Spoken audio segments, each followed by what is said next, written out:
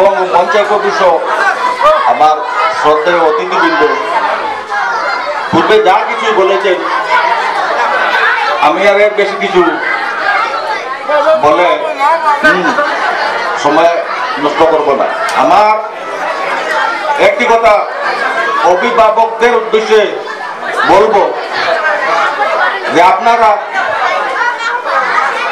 ওই স্কুলে হোক, বেসরকারি স্কুলে হোক, সরকারি স্কুলে হোক, বাচ্চারা পাঠাচ্ছেন, কিন্তু একটা কথাই, আমি তো স্কুলে বাচ্চাকে পাঠাচ্ছি,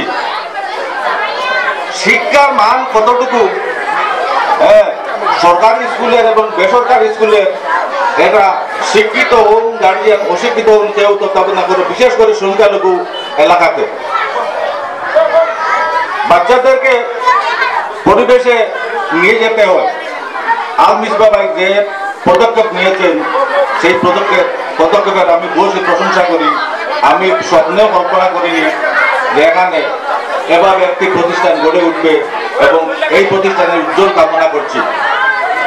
প্রথম থেকে আমি ওনার সাথে ওই স্কুলে ভবিষ্যৎ নিয়ে কিছু কথাবার্তা চলছে এবং চলতে থাকবে। আমরা চাই, বিশেষ করে আমি চাই, এই অঞ্চলের যারা আর্থিকভাবে দুর্বল, যারা পিছিয়ে পড়া পরিবার আছে, তাদেরকে উদ্বুদ্ধ করি। মিসবাহ ভাইয়ের সাথে যদি দেখা করেন এবং বলেন উনি সব ধরনের সহযোগিতা করবেন, আপনার বাচ্চাকে শিক্ষার ব্যবস্থা উনি করবেন।